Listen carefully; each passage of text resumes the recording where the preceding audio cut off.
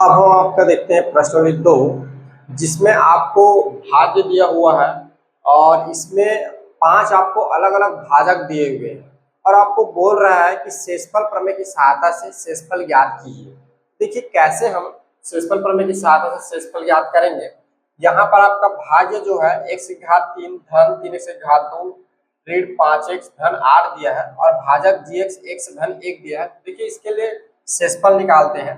तो शेषफल प्रमेय से शेषफल प्रमेय से ठीक है, शेषफल प्रमेय से हम क्या करेंगे, इसके जो भाजक जो है इसको 0 लेंगे और 0 लेकर हम x की वैल्यू जो है यहाँ पे फाइंड करेंगे। ठीक है, x की वैल्यू माइनस का 1 मिल गया।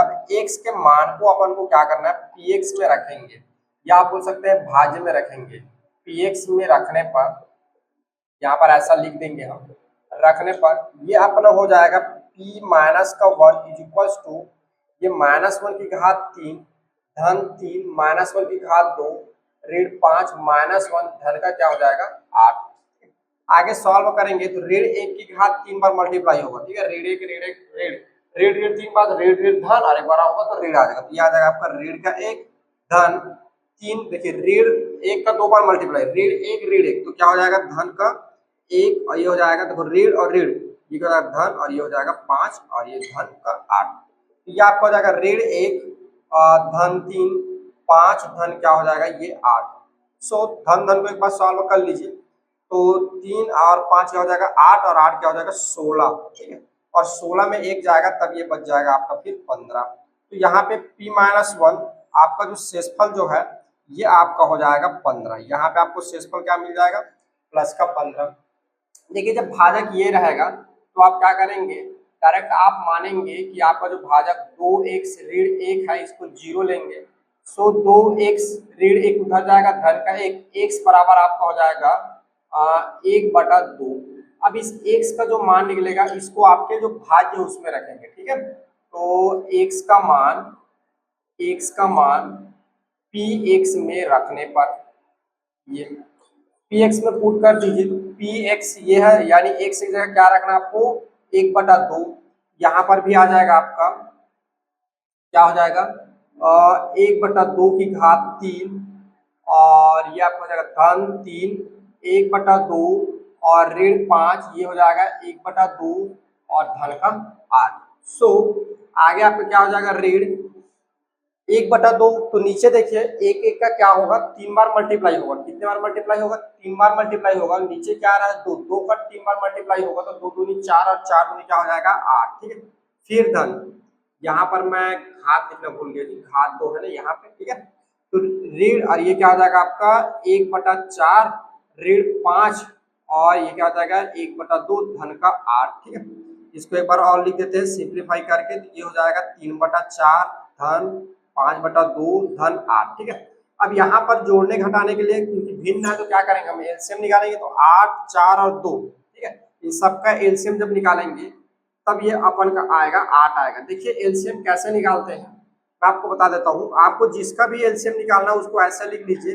फिर सबसे छोटी संख्या से भाग दीजिए। तो 2 से भाग देंगे तो ये क्या होगा 2 दूनी 4 फिर ये 2 चौक 8 होगा और ये 2 दूनी 4 और ये 2 एकम फिर सबसे छोटी संख्या लेते जाएंगे तो ये आपको हो जाएगा 2 1 1। तब तक करना है जब तक क्या हो जाए ये 1 1 तीनों ना मिल जाए। फिर इनका आपस में मल्टीप्लाई करें 3 दूनी 2 तिया 2 दूनी 4 और 2 दूनी 4 और 4 दूनी 8। तो इसका जो एलसीएम आ जाएगा 8 आ जाएगा। ठीक है, तो ऐसे करके हम एलसीएम निकालते हैं। 8 मिल गया। अब 8 से इसको भाग देंगे तो एक बार में जाएगा, ऊपर साथ मल्टीप्लाई हो जाएगा। तो ये आपका जो होगा ऊपर में जब मल्टीप्लाई होगा तब ये आपका हो जाएगा 8 का 1 हो जाएगा। ठीक, 8 के साथ जब मल्टीप्लाई होगा तो क्या हो जाएगा 8 का ये आपका जो हो जाएगा 1 हो जाएगा। फिर धन देखिए 4 और 4 को जब इससे भाग देंगे इसको भाग देंगे। ठीक है, 4 से जब भाग देंगे तो क्या होगा ये 4 से भाग देंगे तो कितनी बार में जाएगा 2 बार में जाएगा। ठीक है, तो 2 बार में जब जाएगा तो ये 2 का ऊपर साथ मल्टीप्लाई होगा तो 3 दूनी कितना हो जाएगा 6 धन फिर ये जब कितने बार में जाएगा 4 बार में जाएगा। ठीक है, तो ऊपर मल्टीप्लाई होगा तो क्या हो जाएगा 4 बार तो 4 5 6 20 और धन ये क्या हो गया आपका 8। तो ये 8 8 सीधा हो जाएगा ये 64 क्योंकि यहाँ पर क्या है ऋण 1 है। ठीक है, और एक से जब 8 को भाग देंगे तो कितने बार में जाएगा, वो कितने बार में जाएगा, 8 बार में जाएगा। ठीक है, ऋण 8 को क्या करेंगे, 1 से भाग देंगे, कितनी बार में जाएगा, 8 बार में भाग जाएगा। तो उस 8 का मल्टीप्लाई इसके साथ होगा तो कितने हो जाएगा, ये आपका हो जाएगा 8 अट्ठे 64। ठीक है, चलिए आगे। तो 8 अट्ठे 64 हो जाएगा। आप क्या करिए, आप जो जोड़ रहे हैं उसको जोड़ दीजिए, जो घट रहा है उसको घटा दीजिए। देखिए यहाँ पर मैंने थोड़ी सी चिन्ह में मिस्टेक कर दिया, ये यहाँ पे ये आपका हो जाएगा माइनस, गलती से। ठीक है, तो आगे आपका हो जाएगा धन, धन को एक बार कर लीजिए। तो 64 में 6 जुड़ेगा, 64 6 70, 71, 71 माइनस 20 बटा क्या हो जाएगा 8। ठीक है, 71 में 20 घटा दीजिए तो ये आपको हो जाएगा 0 और ये हो जाएगा ये 51 बटा 8। इसके लिए जो आपका जो शेषफल होगा, ठीक है, शेषफल P 1/2 ये आपका हो जाएगा 51 बटा 8 आपको प्राप्त होगा। ठीक है, इसके लिए देखिए जब भाजक जी एक्स इक्वल क्या हो, x प्लस 2 हो, तो देखिए आपको सबसे पहले आपको क्या करना है, x का मान निकालना है। तो जी एक्स को इक्वल 0 लोगे, x धन 2 बराबर 0, x की वैल्यू आपका क्या हो जाएगा, ऋण का 2। अब x का मान क्या करिए, px में रख दीजिए। x का मान px में रखने पर px में रख दीजिए, तो px जो होगा आपका क्या हो जाएगा, ऋण का 2 बराबर ऋण 2 की घात 3 धन 3 ऋण 2 की घात 2। ठीक है, फिर ऋण 5 ऋण 2 और धन क्या हो जाएगा 8। ये अच्छे से लिख देता हूँ 8। तो आगे आपको क्या देखो, ऋण 2, तो 2 का जब 3 बार मल्टीप्लाई करेंगे तो आपको पता है 8 आएगा। ठीक है, ये 8 आएगा। अब ऋण ऋण का करिए 3 बार तो विषम बार होगा तो क्या आ जाएगा, ऋण आ जाएगा। ठीक है, फिर धन 3, 2 को मल्टीप्लाई 2 बार करेंगे कितना आएगा, 4 आएगा। और ऋण ऋण का मल्टीप्लाई करेंगे तो क्या हो जाएगा, धन। तो ये हो जाएगा आपका धन का 4। देखिए ऋण और धन, धन और 5 दूनी क्या हो जाएगा 10 और धन का ये हो गया 8। सो देखिए ऋण 8 धन 4 या 12 धन 10 और धन क्या हो जाएगा 8। जब ऐड होगा यहाँ पर देखिए ये ऋण 8 धन 8 दोनों कैंसल आउट, तो 12 और 10 कितना हो जाएगा, 12 10 ये आपका हो जाएगा 22। तो यहाँ पर आपका जो शेषफल जो है P-2 बराबर आपको कितना मिलेगा, 22 प्राप्त होगा। इसके लिए देखिए यहाँ पर इसमें और देख लेते हैं आपको क्वेश्चन जो है, क्वेश्चन नंबर 4। ठीक है, IB वाला। इसमें जो है आपका जो है x माइनस 4 दिया हुआ है। ठीक है, यहाँ पर जो है भाजक जो है जी एक्स बराबर आपको दिया है x माइनस 4। ठीक है, तो यहाँ पर हम क्या करेंगे, इसमें से x मान निकालेंगे। तो x का मान निकालेंगे तो इसको 0 लेंगे तो x की वैल्यू क्या आ जाएगा आपका, धन का 4 आ जाएगा। ठीक है, अब इसका मान जो है, x का मान जो है px में रख दीजिए। x का मान px में रखने पर ये, तो px क्या दिया हुआ है आपका, ये p प्लस का 4, तो ये आपको हो जाएगा 4 की घात 3 धन 3 4 की घात 2 और ऋण 5, ये हो जाएगा 4 धन हो जाएगा आपका 8। ठीक है, आगे क्या हो जाएगा, देखो 4 का 4 और मल्टीप्लाई तो 4 चौक 16 और 16 का फिर 4 और मल्टीप्लाई होगा तो कितना होगा, 16 का पारा पढ़िए, 16 का 16 16 32 16 40 16 चौक 64। ठीक है, 16 चौक कितना हो जाएगा 64। तो आगे आपका देखिए 3 और 4 का 2 बार पारा पड़ेगा तो 4 चौक 16 ऋण 5 चौक 20 और धन का कितना हो जाएगा 8। ठीक है, आगे देखिए ये हो जाएगा 64 धन 16 का 16 32 16 तिया 48 48 माइनस आगे आपका क्या हो जाएगा 20 और धन का ये हो जाएगा आपका 8। ठीक है, तो देखिए अब ऐड कर दीजिए। देखिए तो इन तीनों को प्लस प्लस ऐड करते हैं तो 8 और ये 8 8 दूनी 16 और 16 4 20 हासिल आया 2, तो ये आपका हो जाएगा 8 6 6 तो 8 और 8 में जब 4 जोड़ेंगे तो 12 और 12 यहाँ पर ये, तो ये आ जाएगा आपका 12 और माइनस का ये हो जाएगा 8। ठीक है, सो शेषफल क्या मिल जाएगा, शेषफल P4 बराबर 120 में से 8 जाएगा, 120 में से 8 जाएगा तब ये बच जाएगा 112। तो इसका जो शेषफल आएगा ये आपका आ जाएगा 112। ठीक है, अगला जो क्वेश्चन है यहाँ पर मेरे पास इसमें बच्चे उसको देख लेते हैं। x 5वें नंबर का x प्लस 1/3। ठीक है, यहाँ पर आपका जो है भाजक जो है जी एक्स ये दिया हुआ है एक्स धन 1/3, ठीक है। तो यहाँ पर आप क्या करेंगे, इसको मानेंगे एक्स धन 1/3 बराबर 0 लेकर चलेंगे। सो एक्स की वैल्यू क्या हो जाएगी आपका, ऋण 1/3 हो जाएगा। क्या हो जाएगा, ऋण 1/3 आ जाएगा, ठीक है। अब इस एक्स का मान पी एक्स में रखने पर, पी एक्स में रखने पर पी एक्स में रख दीजिए। सो पी एक्स की वैल्यू क्या दिया है, वहां से पी ये हो जाएगा ऋण 1/3 इज इक्वल्स टू ऋण 1/3 की घात 3, फिर क्या हो जाएगा धन 3 ऋण 1/3 की घात 2 ऋण 5 1/3 और नीचे जो हो जाएगा धन का क्या हो जाएगा आपका 8, ठीक है। आगे जब सॉल्व करेंगे तो देखिए ऋण 1/3 तो 3 का 3 बार मल्टीप्लाई, तो 3 दिया 9 और 9 दिया 27, तो ये आ जाएगा आपका 27 और ऋण का कितने बार मल्टीप्लाई, 3 बार, तो इसलिए ऋण 27 आएगा। फिर धन देखिए 3 गुणा ऋण ऋण क्या हो जाएगा धन और 1/3, तो 3 से क्या हो जाएगा 9 फिर 5, ठीक है, गुणा 1/3 धन का 8। आगे हो जाएगा ऋण 1/27 धन ये हो जाएगा 3/9 ऋण ये हो जाएगा 5/3 धन का 8, ठीक है। अब इन सब का एलसीएम निकालिए, ठीक है। तो एलसीएम निकालने का तरीका मैं बताया था, ऐसे 27 9 और 3 ऐसे ऐसे करोगे, फिर देखिए 2 से भाग दोगे नहीं जाएगा, 1 से, तो सभी सब ज्यादा 1 से देने की जरूरत है, फिर 3 से करोगे तो 3 या 27 3 या 3 एकम, फिर 3 से करोगे 3 या 3 एकम, ये 1 हो गया, फिर 3 से करोगे तो 1 1 1 आ जाएगा, ठीक है। देखिए ये एलसीएम निकालने का क्या है, ये विधि है, तरीका है भाग विधि। तो इसमें जो है हम एलसीएम निकालते हैं, परंतु एक इसमें ट्रिक है। क्या ट्रिक है कि बड़ी संख्या जो एलसीएम निकालना है, बड़ी संख्या में अगर ये वाली संख्या पूरा पूरा भाग चला जाए, मतलब जब 9 और 3 से जब 27 को भाग देंगे तो पूरा पूरा भाग हो जाएगा, तो इसका जो एलसीएम जो होगा सबसे बड़ा ही होता है। देख पा रहे हैं सबसे बड़ा क्या 27 है, तो इसका एलसीएम क्या आएगा 27 आएगा। और इसमें भी देख पा रहे हैं जब इसको मल्टीप्लाई करें 3 3 9 9 या 27, तो इसमें भी कितना आ रहा है 27 आ रहा है, ठीक है। तो ऐसे ट्रिक से भी आप समझ सकते हैं।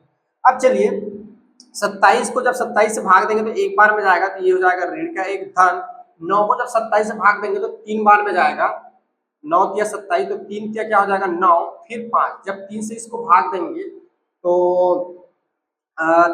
3 या 27, ठीक है, और 9 पंच जो होगा आपका कितना हो जाएगा 45 धन, और इसके नीचे क्या है 1 है, ठीक है। आर के जो कुछ नहीं मतलब 1 दिया हुआ है, ठीक है। यहाँ पर 27 को भाग देंगे तो 27 बार में जाएगा, तो 27 गुणा 8 ये आपका हो जाएगा 7 8 56 6 5 और 8 दूनी 16, और 16 में जब 5 जोड़ेंगे तब ये आपका हो जाएगा, 16 में 5 जोड़ेंगे तब कितना हो जाएगा आपका 21 हो जाएगा, तो ये आपका आ जाएगा 216। अब धन धन को ऐड कर दीजिए एक बार और रील वाले टर्म को फिर एक बार ले लीजिएगा, ठीक है ना। सॉरी देखो थोड़ी सी गलती कर रहा मैं यहाँ पर, मैं चिन्ह में फिर मिस्टेक कर रहा हूँ, मेरे से ज्यादा आज पता नहीं आज कैसे गलती कैसे हो जा रही है। यहाँ पे ऋण आएगा ऋण 1/2 और तो ये देखिए ऋण और ये ऋण जो हो जाएगा धन हो जाएगा, ठीक है। सॉरी थोड़ी सी मेरे से मिस्टेक हो गई थी, पता नहीं आज कैसे गलती हो रहा है, खैर कभी कभी हो जाता है, लेकिन अपन को हार नहीं मानना है, पढ़ते ही रहना है, आगे बढ़ते ही रहना है, ठीक है, रुकना नहीं है। तो चलिए आगे चलते हैं। तो ये आपका क्या हो जाएगा ऋण 1 और इन सबको ऐड कर देते हैं। देखिए तो ऐसा कर लीजिए गलती ना हो, 216 45 और इधर 9 कर लीजिए, तो देखिए 6 5 11 और 11 में 9 जोड़ेगा तो 20। पुनः देख लेता हूँ 6 5 11 और 11 में 9 जोड़ेगा तो 20, और ये हो गया 0 2 इधर, तो एक कितना हो गया 5 और 2 7, ये हो जाएगा आपका 270।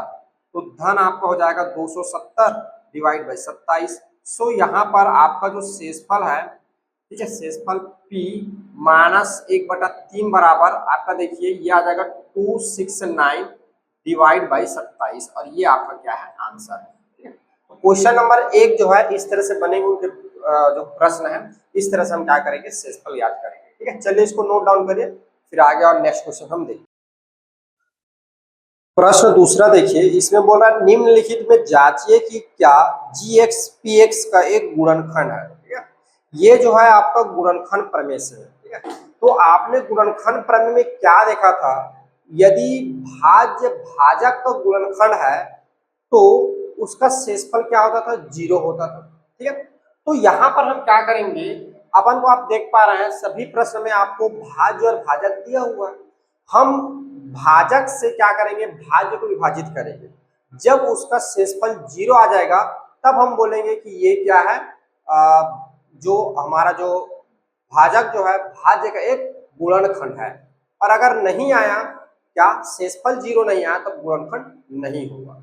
ये कैसे होता है, कब कब गुणनखंड होता है, कब गुणनखंड नहीं होता है, ये हमने गुणनखंड प्रमेय में देख लिया, ठीक है ना। तो चलिए हम इसको सॉल्व करते हैं। आप सिंपल सा समझिए कि अगर शेषफल 0 आया, इसमें हमको क्या करना है, शेषफल ही निकालना है।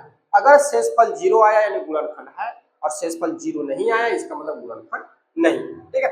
तो कुल मिला के अपन को क्या करना है, शेषफल प्रमेय का ही प्रयोग करना है और शेषफल निकालना है। तो यहां से अपन चलेंगे शेषफल प्रमेय से, शेषफल प्रमेय से, शेषफल प्रमेय से हम क्या करेंगे, माना जो हमारा जो भाजक जो रहता है gx, इसको 0 लेते हैं और इसकी वैल्यू है x माइनस 3, ये आ जाएगा 0। सो x की वैल्यू आपका आ जाएगा धन का 3।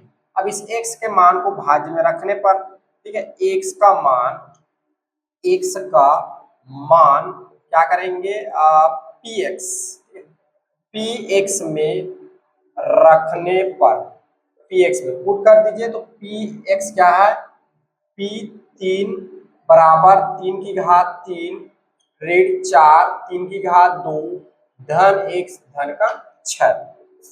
3 की घात 3 कितना हो जाएगा, 3 तिया 9, 9 तिया 27 माइनस, ठीक है, 4, और ये हो जाएगा 3 दूनी सॉरी 3 तिया 9 और धन यहाँ पर रखना भूल गए, यहाँ पे आ जाएगा आपका 3, तो ये हो जाएगा 3 धन 6। सो ये हो जाएगा 27 माइनस 4 निया 36 और धन 3 में 2 जुड़ेगा तब ये हो जाएगा आपका 9, ठीक है। और 27 में जब आप 9 ऐड करेंगे तब ये आपका आएगा 36 और माइनस ये हो जाएगा 36। सो यहाँ पर जो आपका जो शेषफल जो आएगा, शेषफल P3, ये क्या मिल जाएगा आपको, 0 मिल जाएगा। यहाँ देख पा रहे हैं शेषफल क्या है, 0 मिल जा रहा है। अतः अतः अतः गुणनखंड